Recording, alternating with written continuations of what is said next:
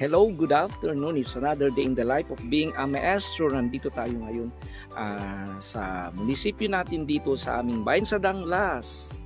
Yan, napakagandang munisipyo natin. Yan, papakita ko sa inyo. O, di ba? O, bongga. Ayan. So, nandito kasi si Rona. Dito siya nag-OJT. And then, time din na may pupuntahan po ako dito. Hindi, tataon na natin na kakausapin, kumustahin si Miss Rona. And then also good news, dumating na ang kanyang allowance. Nag-message po si Tita Pibilab na dumating na po yung allowance ni Rona coming from an anonymous sponsor. Kaya pumunta na ako para kunin, and at the same time, yan, ibibigay ko na ngayon dito na mismo. Okay, so let's G.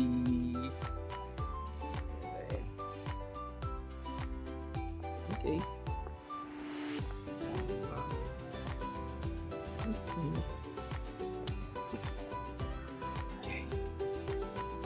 So, andito ang office. Ang nag-OJT si Miss Rona dito sa gusto naman ang scholar ng ating channel. Nandito tayo ngayon sa office kung saan nandito si Rona. Dito siya nag-OJT. Anyway, relative ko yung dito. Yung si Mabunod ko yun. Gusto naman si Rona, ma'am. Take two. Okay naman siya, sir. Magaling naman siyang mag-end. Kung magaling siyang mag-end. Okay, Ben. Mabait ba siya, ma'am? Oo naman, mabait sir. Mabait. O dapat lang kasi scholar siya. Oh, andito mga classmates. Hello, good afternoon, Rona. Kumusta? Hello, sir. Dito ka sa office ng Civil Registrar. Civil Registrar. So, ano naman ang role mo dito? So, nagpapalit-palitan po. Leader po ako ngayon. Ay, leader ka ng ano? Opo. Nagpapalit-palitan po kaming mag-encode po dito sa mga, So, personal na information. so, ayan si Rona. Anong nangyayari sa ano? Apay kaskas dyan. Silaw, sir.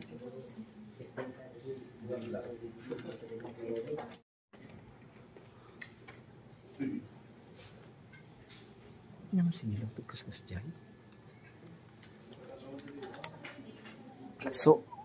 So ayan, okay ba? So okay ba? Hindi ba mahirap mag-computer? Sa bagay, train naman kayo sa Quinopis, ano? Opo. So ayan.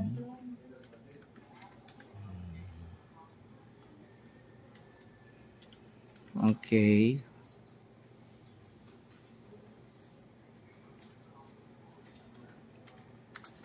So dapat computer literate ka dyan, ano? May computer subject kayo sa Quinopis. Sa senior high po, wala po. Pero sa junior meron. Pero magaling ka. Sakto lang po. Sakto. Okay. Oh, so dapat dyan, girl. So dapat dyan nakapokus ka, girl, ha? Hindi ka mag-mistake. Kasi ano yan, ano? Ay, Ma'am Joanne, di ba? Dapat nakapokus. Pag nag-mistake, Oo, sir. kakaproblema. Later on, yung kumukuha ka ay di pa nagkakaroon ng Baka problema. mamali yung pangalan. Oo. So, kasi may mga case na ano, di ba may problema sa letter, yung male naging female, yung apelyido iba. Lalo na nung hindi pa computer generated, ang daming mali. Okay, so habang nandyan ka, girl, ano naman ang pinakamagandang natutunan mo na dapat meron dyan sa trabahong yan? Siguro po yung bilis po ng mga kamay na pagdala para po mas madali po. Hindi ka po mahirapan. At saka yung parang pag-igian ay pag-igian po na basahin ay kahit paano po para po hindi po mamali-mali yung mga pangalan po na which means dapat nakapokus ka, ano? Nakapokus ka. Yan ang di ba? So na-experience mo ng pagiging office girl. So actually noon nagtrabaho rin ako dito kasi assistant sa planning ako noon. Okay, nung bago pa ako pumunta ng teacher, assistant ako dito sa planning pero na-boring ako kaya nagturo na ako. Kasi nauna akong pinasako muna ang mga civil service, subprop, then prop, and then nag-board. Pasa pa rin. Yan. Hindi ako nag-review ha, puro self-review lahat. Pero pinasako lahat. Kasi wala akong pambayad. Wala akong pambayad sa review. Ganon din ang gawin mo, girl. So, yan. So, napakaganda lang ngayon kasi mayroon silang lugar kung saan sila mag-OJT. Okay. So, from anong start ng oras mo dito pagpunta? Pumapasok po kami dito ng mga before 7:30 po, tapos maglalagin na po kami ng mga 8. Okay. Oo, very good. So, lalo-lalo na pag naka-biometrics. Hindi mo pwedeng dayain. Naka-biometrics, yung biometrics na sinasabi. Ayan, may ubo ka pa, girl. O, sige. Mag-isang linggo. Ba't di ka bumili ng gamot? Hindi po masyadong tumatalab. Hindi tumatalab yung gamot. Kulam kaya. O kaya gayuma. Mag-rest ka. Baka masyadong huwag ka masyadong uminom ng soft drinks. Malamig. Mainit lang inumin mo. Sabay kasi ang lamig ngayon, pabago-bago ang Maliwa manin. Kasi umuti camera man. Kasi ang lamig ngayon, pabago-bagong panahon. Girl. Biglang lumamig. Lalong-lalo na ngayong February. Kaya baka nagpupuyat ka, girl. Nagpupuyat ka ba?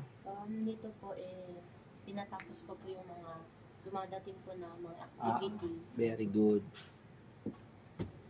Ay, bongga. Minom ka ng gamot, girl.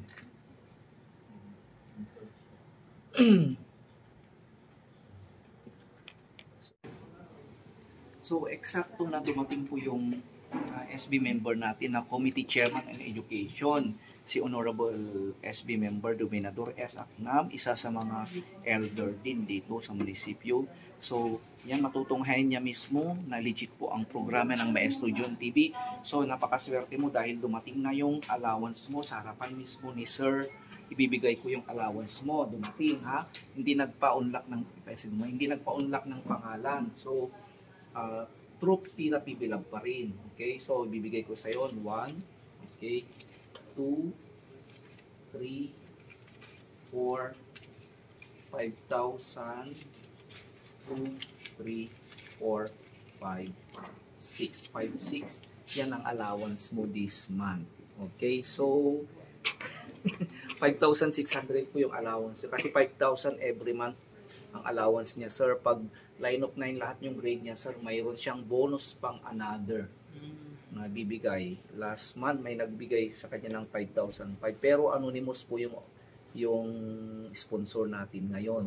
Okay, so total nandito naman ang ating magiting na SB member at Committee on Education. Siguro pakinggan natin yung advice ni sir.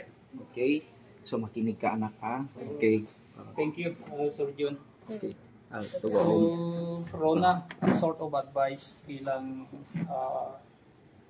Committee on Education dito sa ating bayan. Bihira lang ang kabataan na nabigyan ng ganung pagkakataon. Hindi naman natin kilala kung sino ang pinanggalingan ng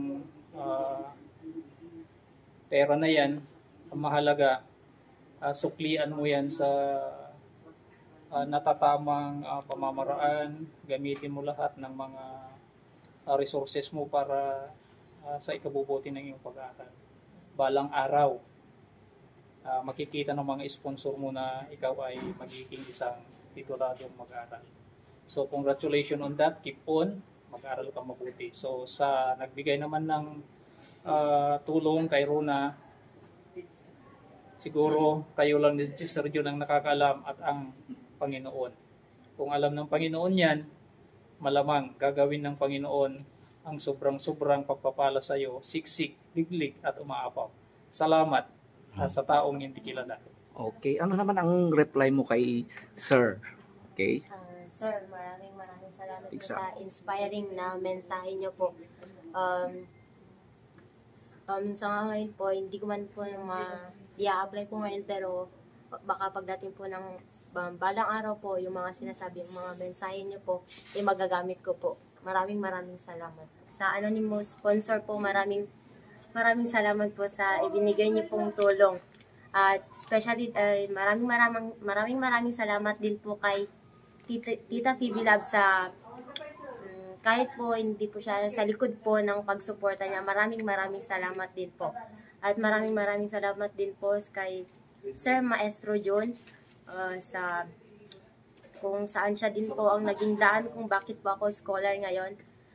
Sa mga nanonood po, maraming salamat po sa mga nakikita ko po yung mga komento nyo na napakaganda at inspiring po. Maraming salamat po. Taos puso po akong nagpapasalamat dahil sa malaking tulong po na ibinigay nyo. Magagamit ko na po ito sa mga kailangan ko po sa pag-aaral ko po. Lalo po ngayon na parating na po yung JS prom po namin or seniors ball po namin. May bibili na po ako ng gagamitin ko po. May magagamit na po ako. Maraming salamat po. Okay. Wag po sa mga nanonood po at gusto ko lang po sanang ma-inspire din po kayo sa ma-inspire. So, maraming salamat sa si sponsor and of course kay Tita PB Lab. Pagkakuha ko ng message si Tita PB Lab, hindi na ako nag-atubili na kinuha po ito, and then dito na mismo kung saan siya nag-OJT, nagpaalam na ako mismo, although nakalib po yung ano niya, head dito. Then nagpaalam po ako dito, and then okay naman po sila, and then nagkataon po na nakita natin dito yung committee chairman on education. Yan, so I hope you are more inspired to do more and be more. Kaya nang sinabi ng ating magaling na mayor, okay? Do more, be more. Okay? Yan, anyway, iilan yan gaya ng sanggunian natin, sinabi, bihira lang yan ang ganyang pagkakataon. Okay? So, pagigihan mo pa. Balang araw, malay mo, ikaw ang uupo dyan sa table niya na maging isa sa mga heads. Okay? So, thank you very much. And also, don't forget to thank God to all the blessings. Okay? So, okay, thank you. So, yan. So, yan po ang kaganapan sa araw na ito. Sa ating pagbibisita kay Miss Rona. Yan, maraming salamat po sa inyong patuloy na pagsusuporta. Okay, panunood sa ating channel. Okay, so nakikita natin na talagang magaling at mabait ang batang si Rona. Yan. So thank you very much. Dito pa rin ang ating maestro nagsasabing I love you today, tomorrow, and forever.